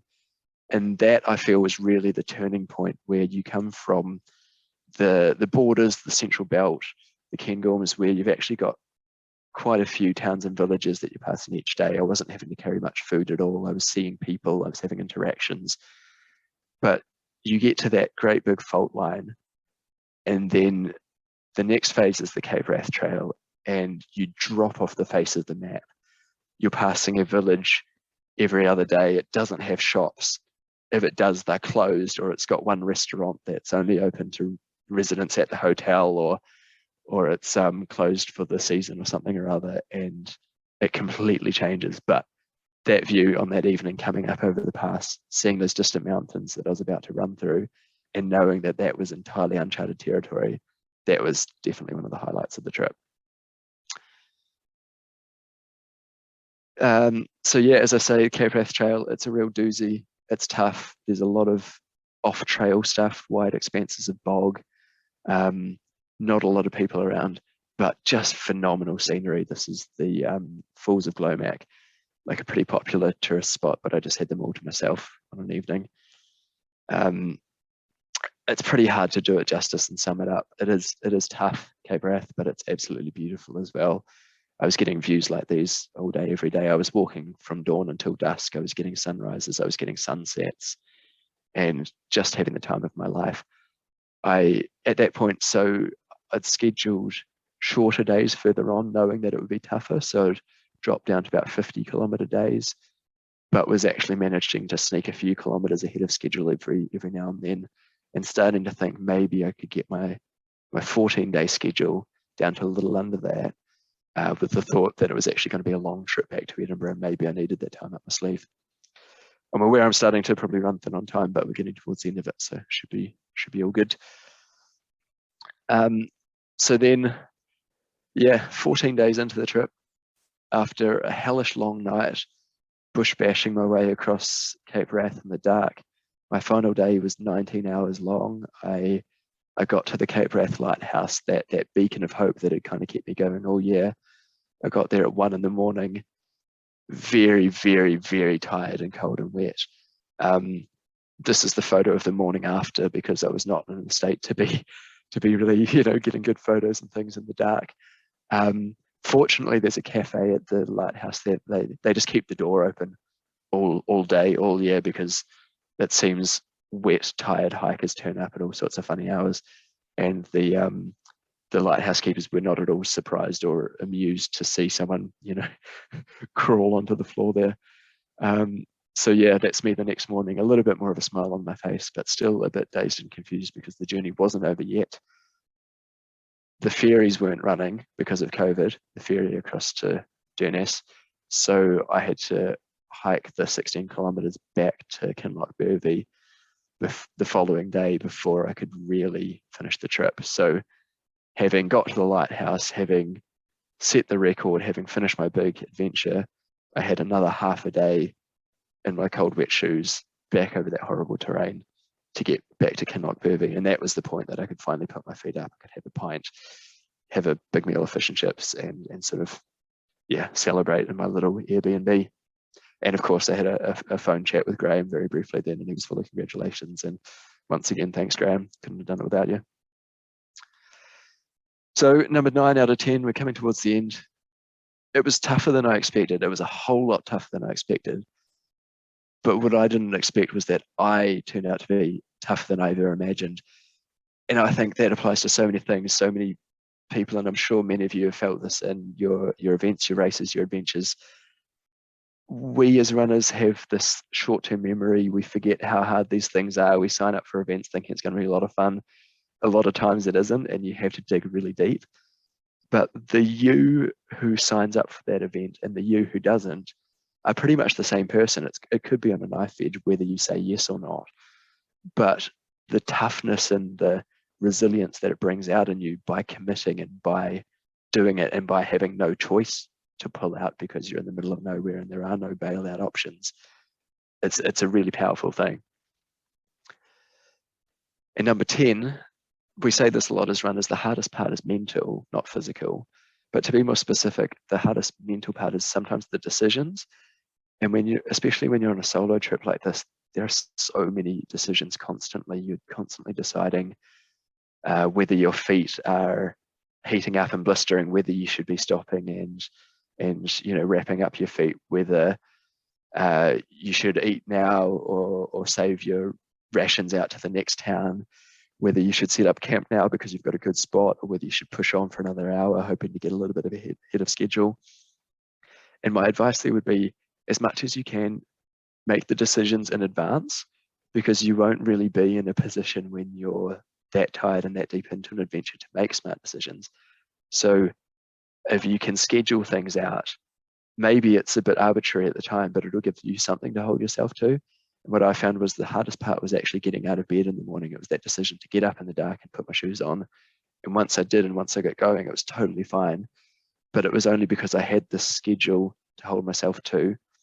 And because I decided to get up at, I think it was 5:30 each morning, that I could really have something to base that on, even if the past me who decided those things wasn't fully prepared to make those decisions. Oh, and yeah, this was just to highlight the importance that I found, at least, of having a schedule, was just something to hold myself to, even if it was completely arbitrary. Very quick lessons learned if I do it differently. As I said, I'd have comfy, more spacious shoes. I'd have higher quality socks. I now personally love the Injinji ones, the sort of toe socks that get in between your toes and stop the grit and things. I would put more time into planning those northern sections. As I said, you know, services, food, charging points for your phone are few and far between. So I would have probably called ahead a few more places and seen what was open for the season, what their hours were. But then again, it's all kind of part of the adventure, and I figured it out even if I was running out of food at points and if my phone and my camera were running out of charge. Next time I would take lighter gear. I wouldn't want to spend too much more money on it, but I feel like I could, you know, if I got it down to say 5 kilograms rather than 7, just that little bit of lessened wear and tear on the body would go a long way. And I would talk to people sooner about it. The sort of advice that and the support that I got from Graham was huge, and I feel like I probably missed out on a lot of stories and conversations and support by kind of being too shy about these things. So there it is. If you feel like looking up that website, fastestknowntime.com, my final time was 13 days, 19 hours and 35 minutes.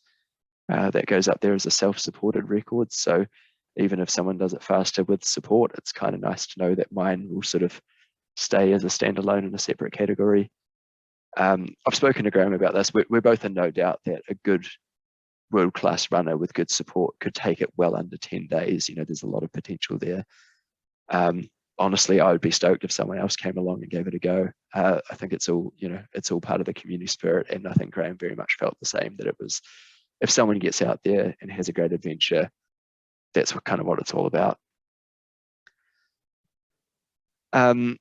Awesome to see that a few of you have already donated to this fundraiser. Thank you so much for that. I'll admit that it was a little last minute in preparation for my trip. I had originally wanted this to be very much a solo thing. I just wanted to sneak out the door, not tell a soul, have no pressure on me and get out there. But especially during lockdown and seeing how much it was affecting different communities around the world, I was aware that I was very privileged to be able to go out and do a sort of trip like this, but I was also aware that there was a bit of a story and maybe I could raise a few funds for a charity. And to not do that would be such a missed opportunity. So I was raising funds for Water Aid.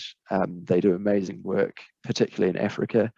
They've got projects in Malawi and Rwanda on the go at the moment, and they partner very closely with my work, Scottish Water. So I know sort of firsthand that they're doing some really impressive stuff. I originally set the target of 864 pounds, so £1 per kilometre on the trail. Very quickly blew that out of the water. People were donating throughout the trip. They were following my tracker. They were sending me messages of support. And that actually became such a highlight of the trip that people from all around the world were kind of able to join in on it. And yes, sorry, I didn't really touch on, but the work that Water Aid does is all to do with water. So it's bringing clean water treatment, it's bringing toilets, hygiene, hand washing, and that sort of thing to these communities. So I think we all know, particularly in COVID times, just how important that is. So yeah, thank you to those who have donated. Thanks in advance to those who may continue to do so. I think the link is in the chat a couple of times, so you shouldn't have too much trouble finding that. Pretty close to wrapping up. So yeah, there was some pretty good media coverage came out of it. I'm not actually naturally someone to put myself out there, but because it was about the charity and the fundraising, I didn't have so much trouble sharing the story. It was in all sorts of local newspapers. On the bottom right there, I did an interview with The Rock, which is a radio station back in New Zealand. I listened to them every morning as a teenager, so it was a bit of a buzzy moment to be sort of talking to those chat hosts that I'd heard so many mornings. But interestingly, the biggest sort of peak in interest came, when was it, June? It was like 9 months after the trip. A journalist at the BBC cottoned onto it, and particularly the fact that I'd got to the finishing point at Cape Wrath and then had to walk 16 miles back to the bus. And this story sort of blew up. It was the most read story on the BBC Scotland homepage for a few days. It had, I think, over 250,000 hits. And really sort of just piqued a whole lot of new interest in the story and the fundraising as well. So, hey, it's all for a good cause. I wasn't going to complain. I mentioned very briefly Lindsay, that charming bothy warden at Glenfeshie. He's gone and planted a Scots pine in Glenfeshie, which I haven't yet been back to visit, but there's a little plaque there commemorating my trip, which is pretty cool as well to think that there's kind of like a physical memento.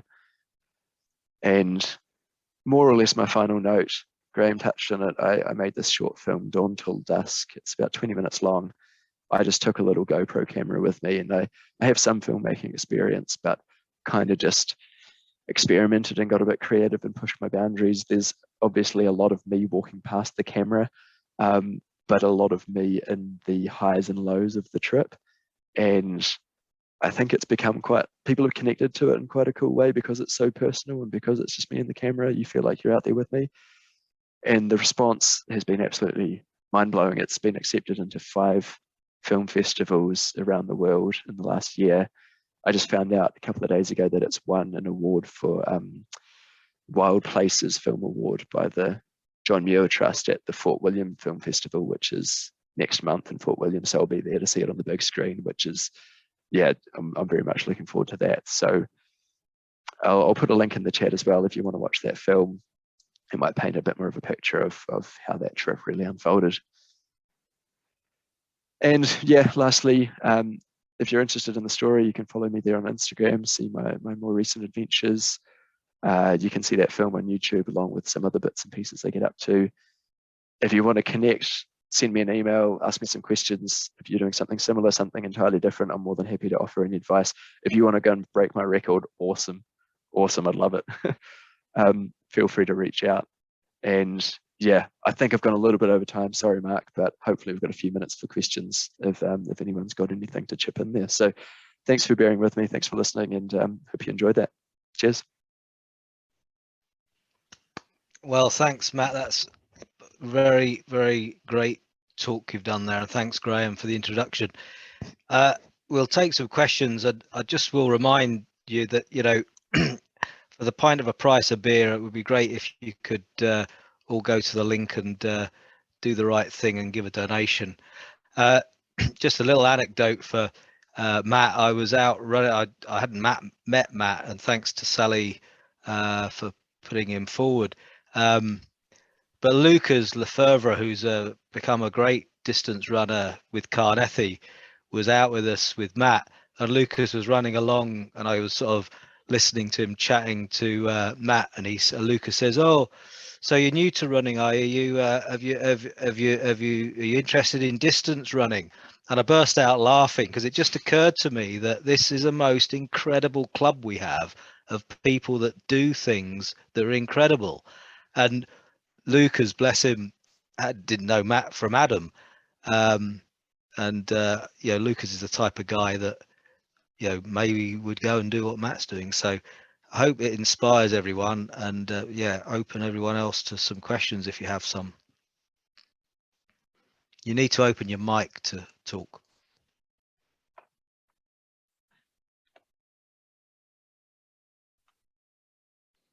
So Matt, I just have a quick question, Sean Walker. Hey, Sean. So when you were up in the far north and you said you were kind of finding it hard to find charging points and food, did it get to the point where you were not concerned about the phone, I guess, but about for food? Were you kind of getting to that point where you're actually worried? Yeah, it got pretty touch and go a couple of points there. There were 2 stretches of 3 days at a time where the longest food carries I had to do up in Cape Wrath. So yeah, 2 times. And towards the end of those, I'm trying to remember now, I was probably down to rations of about 3,000 calories a day. It sounds like a lot compared to like 2,000s of average daily exercise, but I was probably burning 8 to 10,000, and you really need to be eating at least 6, 7, 8,000. So I was kind of basically down to half rations. And I didn't have my cooker, as I mentioned, so it was boring stuff. It was like crisps and sweets and digestive biscuits and the like. It's basically whatever you can get from a small petrol station or a grocery store. So it was mentally very tough to be kind of rationing myself while I was pushing myself far beyond my physical limits. Pretty lucky in the end how it kind of worked out that I was able to make it last. It wasn't ever at the point of seriously considering quitting, but probably wasn't, another half a day or a day I might have been seriously having to, put my thumb out on the side of the road and ask for food or something like that.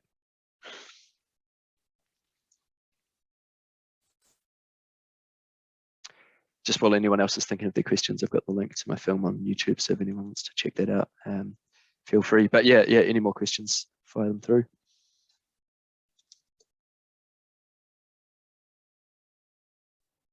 Matt, what's your next challenge then? Come on, you must have something for this year. Yeah, I guess so. Well, funnily, the trip was, I guess, well over a year ago. So I've already gone and done a few other things that have blown my own mind since. I ran the summer spine race last year, which is 430 Ks, was sort of a 4.5 day ordeal, but managed to get that done. And did one of those silly last one standing races when you just run laps and laps for as many hours as you can go. So on this year's schedule, I've got another one of those backyard ultra last one standings. That's in July at Blair Athol. So if anyone else wants to see how far they can go, come and join me in July.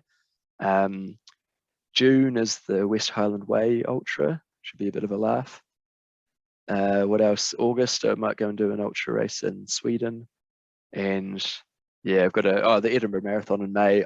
My calendar is pretty booked up this coming summer. I've got about 1 race per week, but hopefully I'll have a bit of time for some sort of more ad hoc weekend adventures and possibly a Ramsey's round in there somewhere, Graham. We'll see how I go. Excellent.